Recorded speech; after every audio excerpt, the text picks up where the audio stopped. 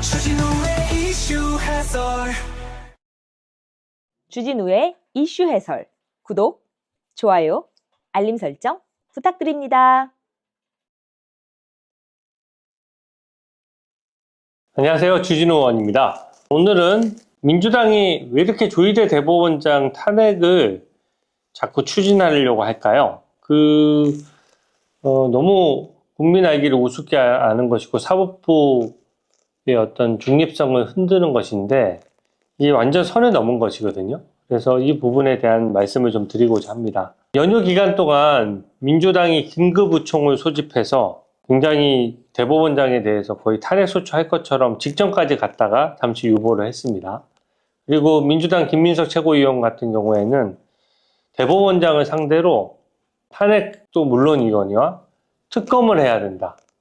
또 국정조사를 해야 된다. 뭐 이런 얘기까지 했어요. 정말 저는 민주당이 이쯤 되면 진짜 공당으로서 민주정당으로서의 어떤 가치나 어떤 민주정당으로서의 어떤 최소한의 자세 이런 것들은 하나도 없다라고 생각합니다. 북한처럼 하는 거예요. 북한이 사법부가 공산당 권한에 예속돼 있지 않습니까? 뭐 사법부라는 게 뭐 따로 있나요? 총사령도 시키고 말 안 들으면 아오지 탄광도 보내고 뭐 이런 사법 체계잖아요. 거의 그런 정도 수준의 걸 하는 것이거든요. 민주당에서 대법원장 탄핵을 노리는 이유는 실제 2심과 3심을 통해 가지고 이재명 후보가 혹시 당선 무효형이 확정이 돼서 뭔가 대선에도 못 나오고 또 민주당이 434억 원을 토해내야 되지 않을까. 그것에 대한 이제 두려움 때문에 그렇게 하는 것입니다. 모든 국민은 법 앞에 평등하기 때문에 사실은 2심이든 3심이든 재판 절차에 따라서 진행되도록 해야 되고 이재명 후보도 5월 15일에 2심 재판기일 잡혔으니까 당연히 나와야죠. 일반 국민들이 재판기일 잡히면 다 나오지 않습니까?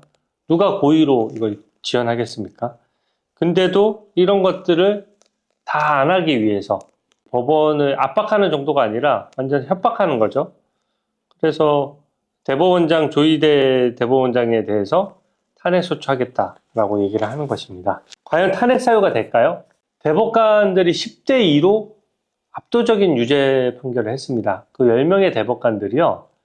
전부 100% 민주당도 동의한 대법관들이에요. 그러니까 대법관들은 헌법재판관들하고 그 절차가 달라서요. 대법원장이 제청하고 대통령이 임명하는 대신에 국회가 동의를 해줘야 됩니다. 민주당이 계속 과반 이상을 획득해 왔잖아요. 모든 10명의 대법관들, 지금 민주당이 막 문제 있다라고 하는 그 10명의 대법관들은 전부 민주당이 인사검증을 한 다음에 인품과 실력 이런 것들에 대해서 다 검증하고 대법관이 되는데 다 동의한 대법관들이에요. 그러니까 그 대법관의 10명이 압도적으로 유죄를 했다는 것은 유죄 판결에 엄청나게 신뢰도가 부여되는 겁니다. 오히려 10대 2면 보통 10대 2 잘 안 나오거든요. 왜냐하면 평생 법관을 해오신 분이기 때문에 대충 법리 해석이 비슷해서 10대 2 정도 되면 만장일치로 모여져요. 이은구 오경미 재판관이 오히려 이상한 겁니다. 여기 우리법연구회 인권법연구회 출신이거든요. 저는 이념이 판결 법리를 지배한 경우라고 생각해요. 그 판결문에 있어서 막 그 정청래 위원장을 아무것도 잘 몰라서 그런지 뭐 2명의 재판관들이 또 소수 의견인데 소수 의견 분량이 더 많았나 봐요. 다수 의견의 분량이. 다수 의견이라고 해서 분량을 더 많이 할애하는 게 아니거든요. 다수 의견이든 소수 의견이든 논리적으로 설득할 수 있는 기회는 주는 것이기 때문에 각자 그 분량은 자기들이 정하는 거거든요. 다수 대법관이 10명의 대법관들의 판결문은 사실관계와 법리에 대해서 되게 명백하고 기존 대법원 판례를 통해서 얘기해서 이게 왜 일반 국민들 입장에서는 이게 허위사실 유포가 될 수밖에 없고 이재명 후보가 당시 대선에서 이런 식으로 발언하게 되면 일반 국민은 허위의 정보를 알 수밖에 없다. 대장동 백현동 관련해서 관여되지 않았다는 것을 보여주기 위해서 의도적인 거짓말을 한 것이다. 이렇게 명확하게 판단해 준 것이고 그 판단 기준으로서 이거 후보자가 아닌 표를 줘야 되는 국민들 관점에서 국민이 받는 전체적인 인상으로 판단해야 된다. 너무 당연한 법리죠. 그러니까 판결문이 간결하고 정확합니다. 아마 법조인들은 대부분 그렇게 생각할 거예요. 판결문, 제가 2심 판결문을 그때 무죄 났던 건 되게 욕했던 게 뭐냐면 무슨 말인지를 알 수가 없어요. 그러니까 법률을 전공한 전공자들조차 저게 무슨 말이지? 처음 보는 이론이죠. 그동안 한 20, 30분을 막 백현동 옹벽 아파트 관련해서 판례까지 듣고 온갖 거짓말 다 했는데 그것도 자기에 대해서요. 근데 이거는 허위사실 적시가 아니고 의견 표명에 불과하다. 의견의 표명이라는 거는 지금 요새 민주당 참 잘하고 있어요. 민주당 참 폭망하고 있어요. 이런 견해 표명이어서 자기가 겪은 일을 얘기하는 게 아니라 어떤 평가를 얘기하는 걸 얘기하는 것이거든요. 근데 백현동 옹벽 아파트에 국토부 공무원이 직무유기로 고발했다 이런 팩트를 적시한 것을 어떻게 의견 표명이라고 할 수 있겠습니까? 그러니까 대법원에서 명확하게 지적을 신랄하게 한 거예요.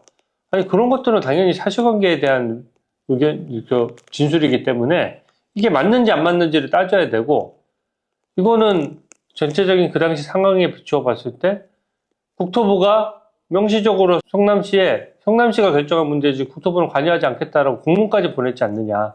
공문을 보내고 나서 어떠한 상황 변화도 없는데 갑자기 느닷없이 국토부가 협박해서 어쩔 수 없이 백현동 인허가 해줬는데요 라고 말하면 그게 되냐. 그런 식으로 거짓말하면은 일반 국민들이 뭘 믿고 판단하냐. 너무 당연한 내용이고요. 2심 판결문은 엄청 길어요. 제가 읽어봤는데. 근데 이런 거예요. 사법부가 나아가야 할 길을 판결문에 잔뜩 쓴 거예요. 사법부는 정치적으로 예민한 거에 대해서는 판단을 자제해야 된다든지 입 후보자의 정치적 표현의 자유를 보장하기 위해서 가급적이면 허위사실 유포를 아주 극히 예외적인 경우에만 인정해야 된다든지 지금 버젓이 허위사실 유포로 처벌받고 있고 기소되어 있는 사람들도 되게 많은데 이재명 한 명을 위해서 판단 기준을 그냥 엄청 낮추는 거거든요. 정치적 표현의 자유? 거짓말의 자유는 정치적 표현의 자유에 포함되지 않습니다. 그게 사실을 얘기했을 때 지금 가능한 것이지 생으로 거짓말을 했는데 어떻게 그게 정치적 표현의 자유겠어요. 그리고 이 후보자의 정치적 표현의 자유와 일반 국민들이 진실을 알고 투표할 참정권이 부딪혔을 때 뭘 더 중시해야 되겠습니까? 당연히 추세가 허위사실 유포를 오히려 강화하는 추세지 어떻게 이거 반대로 가겠어요. 근데 그거를 구구절절 사법부가 이래서는 안 된다 저래서는 안 된다 마치 민주당의 논평을 보듯이 한 것이거든요. 저는 그 두 명의 대법관은 그냥 법조인들의 존경을 못 받을 거예요. 당연히. 무슨 법리가 있고 그걸로 예를 들어서 두 명의 대법관이 쓴 그 법리를 가지고 시험 문제를 출제한다든지 법관 판례 평석을 한다든지 다른 법관들에게 이걸 기준으로 판단을 하라고 한다든지 그런 게 불가능해요. 굉장히 이념적인 주장이 판결문에 많이 담겼습니다. 그래서 정치적 중립 의무 위반이라는 거고 판결문이 그만큼 길다는 것은 본인들은 굉장히 이념 편향적이니까 판결문을 길게 썼겠죠. 그만큼 편향돼 있다는 걸 반증하는 건데 이걸 반대로 얘기하는 거예요. 반대 의견이 더 논리적이어서 더 길다? 그렇지 않습니다. 우리 뭐 얘기하잖아요. 거짓말하는 사람들이나 말이 안 되는 사람들 얘기하는 얘기가 횡설수설이 길지 않습니까? 혀가 길다는 표현도 하잖아요. 우리가 그렇게 혀가 길어 논리적으로 간명하고 기존의 관례대로 하는 것이라면 간명해요. 저번 조희대 대법원장의 발표는 굉장히 논리적이었다라고 생각하고 그게 10명의 대법관들이 민주당도 다 동의한 대법관들인데 무슨 임명권자가 대통령이라고 해서 무조건 편향되게 결론 내린다? 그럼 헌법재판관들은요? 그건 논리적으로 성립하지 않는 거죠. 대법관들은 특히 문재인 정부 내에서도 다 요직에 있었던 법관들이었어요. 그러니까 법원에서 굉장히 인정받는 법관들이었기 때문에 대법관이 된 것이지 완전히 뭐 법원 판례도 잘 모르고 판결할 실력도 없고 재판 진행도 엉망으로 하는데 어떻게 대법관까지 올라갑니까? 이재명 후보가 웃긴 게 제가 어떻게 문제가 있었다면 어떻게 제가 대선 후보가 됐겠습니까? 이런 말 빡 떠들고 다니더라고요. 재판 그렇게 받고 있으면서. 그 말대로라면 대법관들이야말로 진짜 얼마나 실력 있고 인품이 훌륭하면은 대법관까지 됐겠어요. 근데 그 10명의 대법관을 폄훼하고 심지어 조희대 대법원장은 탄핵소추하겠다. 탄핵소추 사유가 뭐죠? 이재명에 대해서 유죄 판결하면 탄핵소추가 되는 거예요? 절대 존엄을 뭐 모독한 겁니까? 아마 어제 탄핵소추를 포기할 수밖에 없는 것이 탄핵소추 결정문이 안 나올 거예요. 차마 안 써질 겁니다. 조희대 대법원장은요, 대법관을 그만두고도 변호사를 안 하신 분이에요. 대법관 출신들 변호사들은 굉장히 돈을 많이 벌 수 있거든요. 후학을 가르치겠다는 이유로 변호사 개업 자체를 안 했어요. 굉장히 청렴한 분이고 이 대법원장 역시 민주당에서 동의해서 대법원장이 된 것이죠. 근데 개인 비리가 있습니까? 개인 비리 전혀 없죠. 굉장히 청렴하신 분이기 때문에 개인 비리가 있을래 있을 게 없고 기본적으로 인사청문회 과정에서도 그 청렴성에 대해서는 다 인정을 했거든요. 변호사 개업 정도 안 할 정도의 사심이 없는 분인데 무슨 욕심이 있어서 판결을 이상하게 하겠습니까? 그리고 막 이런 얘기를 하더라고요. 변론 2번 열었는데 3일 만에 7만 쪽을 어떻게 보느냐. 그 새빨간 거짓말입니다. 이게 사건이 기록이 접수된 거는 한참 전의 일이고요. 대법관들은 수만 건의 기록이 있기 때문에 기록 전체를 한 장 한 장 빠짐없이 읽기가 어려워요. 그래서 재판연구관을 두는 것이고 이것은 1심과 2심의 사실관계가 동일하고 동일한 사실관계에 대한 범죄 적용 문제만 남았기 때문에 사실관계를 다시 꼼꼼히 조사하고 읽어보는 것 자체가 반칙이에요. 평생 30년간 재판하신 분은 재판 기록이 몇만 쪽이라고 하지만 대부분 상당수는 절차적인 부분이거든요. 어떤 사람은 기록상 체포해서 조사를 했다, 압수수색해서 조사를 했다라고 하면 압수수색 영장 붙죠. 그 다음에 그 영장에 관련된 당사자들 확인서 붙죠. 압수물이 뭔지 압수 목록도 이만큼 붙죠. 그러니까 재판을 하시는 분은 검사도 판사도 다 마찬가지입니다. 그 기록의 목차를 봐요. 그래서 절차적인 부분은 그 절차를 굳이 당사자들 다투지 않으면 굳이 자세히 읽을 필요가 없는 부분이에요. 그러니까 실제 사실관계를 파악하고 범죄를 적용하는 데 있어서 기록은 굉장히 적은 거고요. 뭣도 모르는 이 편향된 언론인들 중에서는 뭘 해도 되는 것처럼 제가 챗GPT에 물어봤는데 7만 쪽을 읽으려면 시간당 얼마가 걸리고요. 다 헛소리예요. 7만 쪽을 누가 그렇게 읽습니까? 그러면은 전문가를 둘 이유가 없죠. 법관을 그렇게 7만 쪽을 한 쪽도 빠짐없이 다 읽으라고 하면 우리 재판 못해요. 이혼소송해도 10년씩 걸리는 거고요. 음주운전만 하더라도 한 글자 한 글자 다 빠짐없이 다 음주운전 하면은 적발보고서 같은 게 있는데 당사자가 다투지 않으면 혈중 알코올 농도가 제일 중요한 것이거든요. 그러니까 그게 기록을 빨리빨리 보는 게 몸에 익혀져 있고 30년 재판하신 분들이기 때문에 기록을 안 보고 재판했다. 그거는 사법부 전체의 법관들을 다 모독하는 행위입니다.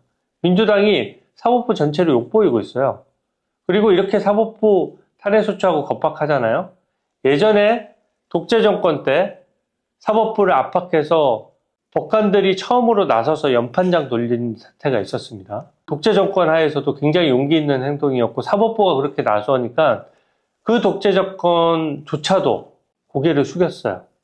사법부는 상권 분립에 있어서 명예를 최고 우선으로 하고 대신에 주어진 재판만 하는 거예요. 그러니까 뭐 입법권이나 행정권에 관여할 여지가 없습니다. 누가 재판도 걸어오지 않았는데 판단할 일은 없어요. 하지만 걸린 재판에 있어서는 사법부가 입법부나 행정부의 눈치를 봐서는 안 되는 겁니다. 그렇기 때문에 사법부 구성원들의 굉장한 반발을 불러일으킬 만한 행동을 지금 민주당이 하고 있다. 그렇게 생각을 하고요. 또 그게 민주당 입장에서 무서울 겁니다. 사법부에서 만약에 또 제2의 연판장 사태가 나오잖아요. 그러면은 그 국민적인 저항과 그 민주당에 대한 정치적인 타격이 엄청날 겁니다. 거의 독재 정권으로 보는 거거든요. 그러니까 아마 대법원장을 탄핵소추하게 되면 사법부 구성원들의 전체적인 반발을 불러일으키면서 엄청나게 민주당이 정치적 타격을 입을 거라는 걸 제가 경고하고요. 대법원장 탄핵이 되면 또 대법원이 제대로 작동을 못해요. 그러니까 민주당은 꼼수를 쓰는 거거든요. 대법원장을 탄핵소추하면은 다음 선임 대법관이 이은구 대법관이 대법원장 대행이 되거든요. 근데 법원 조직이 그렇게 만만치 않습니다. 이은구 대법원장 한 명 대행을 한다라고 해서 2심 재판부에 함부로 재판 열어라 말아라 할 수 있을까요? 오히려 2심 재판부에 반발을 불러일으킬 수 있고요. 이은구 오경미 대법관 같은 경우에는 문재인 정부 때 임명되다 보니까 우리법 인권법연구회 출신이고 이번에 아시다시피 굉장히 편향적인 판결을 했고요. 이은구 대법원장 대행도 아주 편향적인 판결을 이번에 했기 때문에 거의 이재명 무죄 판결한 대법원장이 대행이 되는 거잖아요. 하지만 2심 재판부에 반발을 불러일으킬 수 있고 2심 재판부에서 결론을 내려서 당선 무효형이 되면 대법원에 올라갔을 때 이미 전원합의체를 한번 거쳤기 때문에 또 전원합의체를 하지 않아요. 전원합의체에서 결론까지 다 정해주는데 왜 또 전원합의체를 합니까? 소부에서 결론을 내리거든요. 그러니까 계산기를 두들겨 본 거예요. 민주당이 국민으로부터 지탄받아서 표를 잃게 되는 거 하고 엄청난 리스크죠. 뭐 이윤구 대법원장 대행이 되면 본인들이 좋겠지 하고 생각하지만 의외로 이윤구 대법원장이 할 수 있는 일이 거의 없는 겁니다. 이윤구를 대법원장 대행으로 시키려는 시도인데 뻔히 속이 보이는 거죠. 민주당 박범계 의원, 법무부 장관까지 거친 분이죠. 이분이 헌법재판에 대해서 박근혜 전 대통령 탄핵 재판에 있을 때 뭐라고 했느냐? 저랑 똑같은 얘기했어요. 헌법재판관들은 평생 재판해온 분이기 때문에 일주일이면 그까지 기록 수만 쪽 읽는 건 일도 아닙니다. 저 동의합니다. 수만 쪽의 기록이라고 하더라도 절차적인 부분이나 관련된 형식적인 서류를 다 빼고 핵심 쟁점만 한다면 그게 그 기록을 재판하는 분들이 읽는 게 불가능한 게 아니에요. 그때 대한민국 대법관을 모욕하듯이 로고 기록을 내봐라. 네가 기록 보고 재판한 거 맞냐? 법률심은요. 제가 그래서 법률심이 빨리 끝날 거라고 제가 진작에 얘기했습니다. 1심과 2심의 결론이 서로 달랐기 때문에 그 법리가 맞느냐 안 맞느냐 하는 거는 금방 결론 내릴 수 있는 부분이에요. 그리고 1심과 2심에서 사실관계를 다 정리해 놨잖아요. 그리고 그 사실관계는 대법원은 건드리지 않는 게 원칙입니다. 법률심이어서. 그래서 참 박범계 의원이 뭐 수만 쪽 그렇게 얘기해놓고 지금 와서 막 본인이 적어도 자기가 한 말을 뒤집으면 안 되잖아요. 근데 차라리 그냥 그때 박근혜 전 대통령 탄핵할 때는 막 그렇게 얘기해놓고 지금 그냥 가만히 있든지. 근데 그때는 그렇게 얘기해놓고 지금은 갑자기 돌변해가지고 기록을 몇만 쪽 읽는 게 불가능하다? 그거 굉장히 우스운 프레임이고요. 재판하는 사람들이 웃습니다. 해서는 안 되고 이 대법원장에 대한 탄핵은 곧 모든 국민들을 엄청나게 불편하게 하는 거예요. 예를 들어 이혼 소송을 해서 위자료를 받아야 되는 분이 있으면 대법원 재판이 확정이 늦어지면서 돈을 늦게 주려고 대법원 재판을 거는 사람들도 있거든요. 그러면 대법원 재판이 늦어지면 그만큼 일반 국민들이 내가 전세금을 떼었다. 그래 소송에서 이겼는데 대법원 중에 있다. 그런 사건들이 다 늦어지는 거예요. 그러니까 일반 국민들이 받아야 될 돈, 자기 권리를 행사하는 데 있어서 전체적으로 모든 국민들에게 피해를 주는 행동이기 때문에 대법원의 탄핵이 일어나면 민주당이 생각하는 것보다 훨씬 더 저는 큰 파장이 있을 것이라고 생각합니다. 당장 국민들이 못 느끼고 있다고 왜 내 재판이 이렇게 늦어지지? 라고 보면 대법관 구성이 대법원장 한 명 탄핵 소추해버리는 바람에 대법관 구성이 원활하지가 않잖아요. 그러니까 노동재판, 노동자도 마찬가지입니다. 근로자의 임금재판도 다 대법원에 가 있는 거 엄청 많아요. 악덕업주일수록 대법원에 걸어서 돈 늦게 주려고 합니다. 그런 재판 다 늦어지면 민주당이 책임질 거예요. 그래서 저는 탄핵이 말이 안 된다라고 생각하고 탄핵해봤자 헌법재판소에 바로 기각할 것이라고 생각합니다. 대법원을 비판한 부장판사 중에 송경근 부장판사라고 있어요. 그러면서 이번 대법원의 10명의 대법관의 유죄 판결에 대해서 굉장히 비판을 했습니다. 근데 이게 되게 부장판사가 대법원의 판단을 공개 비판하는 거 굉장히 정치적인 행동입니다. 이분은 어떤 분이냐? 김명수 대법원장의 최측근이에요. 국제인권법 연구회 출신입니다. 편향된 이념이 판결문이나 판결 논리를 지배하고 있다는 걸 보여주는 저는 증거라고 생각해요. 이분은 어떤 처신을 한 사람이냐? 법원장을 하려면은 지금도 그렇지만 경력이 충분하고 법조계에 신망이 있어야 되거든요. 근데 이 김명수 대법원장 시절에 무슨 북한처럼 투표를 통해 가지고 대법원장을 법원장을 뽑자라고 한 거예요. 그러니까 법원 직원들, 법원 판사들 편하게 해주는 법원장이 자꾸 뽑히는 거예요. 재판은 늦어지든 말든. 그럴 거 아닙니까? 법원 구성원이나 법관들한테 인기 투표해가지고 법원장을 뽑는다면 법원 노조 눈치 보고 법관들 재판 좀 늦게 하더라도 잔소리 안 하는 법원장을 뽑으려고 할 거잖아요. 그래서 이 법원장 제도가 재판 지연에 엄청나게 악영향을 미쳐서 재판을 많이 지연시켰고, 그래서 이번에 조희대 대법원장이 그걸 바꾼 거거든요. 김명수 대법원장 체제에 들어왔던 대표적인 나쁜 제도 중에 하나예요. 근데 이분은 본인이 김명수 대법원장 측근이니까 서울중앙법원장하고 청주지방법원장에 동시에 입후보를 한 거예요. 눈치 작전 엄청 했습니다. 나는 서울중앙법원장 아니면 청주지방법원장 할래.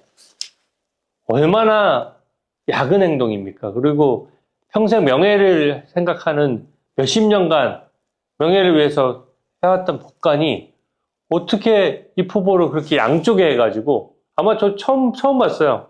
눈치 작전하고 이제 와서 무슨 소장파 부장판사인 것처럼 해가지고. 그러니까 이제 일부 언론에, 민주당 좀 편들어주는 언론에서는 대단한 무슨 법원 내부에 반발이 있는 것처럼 현직 부장판사 대법원 판결 비판 이렇게 해서 기사도 냈거든요. 부끄러운 줄 알아야 됩니다. 이분은 오히려 그렇게 견해를 표명한 것이 법관으로서의 행동이 매우 잘못된 거예요.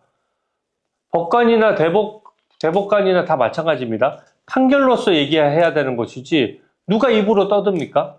그러면 각자 송경근 부장판사 본인이 한 판례 판결에 대해서도 다른 판사들이 나와가지고 다 국제인권법 연구회 출신이니까 이런 이상한 판결을 하죠 하고 다 공개 비판해도 됩니까? 그러니까 그건 말이 안 되는 행동이죠. 대법원은 최고법원으로서 일선 법원을 다 통할하는 거고, 법에 따라서 대법원에서 유죄 판결이 나면 그게 끝난 거예요. 그게 법치주의 아닙니까? 근데 그것을 현직 부장판사가 공개 비판했는데 하필이면 김명수 대법원장이 최측근이고 김명수 대법원장 체제에서 국제인권법 연구회 출신이라고 중용됐고, 그 법원장 선거제도 이용해가지고 중앙지방법원장, 청주지방법원장 동시에 입후보 해가지고 눈치 작전 했으면 그럼 비판할 자격이 없는 것이죠. 근데 그런 분들의 비판을 마치 무슨 객관적인 훌륭한 판사가 훌륭한 판사조차도 대법원을 비판했다 이렇게 해서는 안 되고요. 그 발언한 사람의 어떤 이력을 봐야 돼요. 저는 일선의 평범한 판사들은 대법원 판결을 존중할 것이라고 생각합니다. 대법원 판결을 존중하지 않고 어떻게 사법부가 존립할 수 있나요? 저는 그 대법원의 10대2 유죄 취지의 파기환송 판결, 이 부분은 일선 법관들도 다 승복할 것이라고 생각하고요. 그게 또 승복이 곧 또 법치주의의 핵심이기도 하고, 그렇기 때문에 대법원장에 대한 탄핵 소추, 민주당이 해서도 안 되고 했을 경우 엄청나게 국민 피해가 발생하면서 민주당이 감당할 수 없는 후폭풍이 있을 것이다. 그렇게 생각합니다. 오늘 해설은 이것으로 마치겠습니다. 감사합니다. 주진우의 이슈 해설.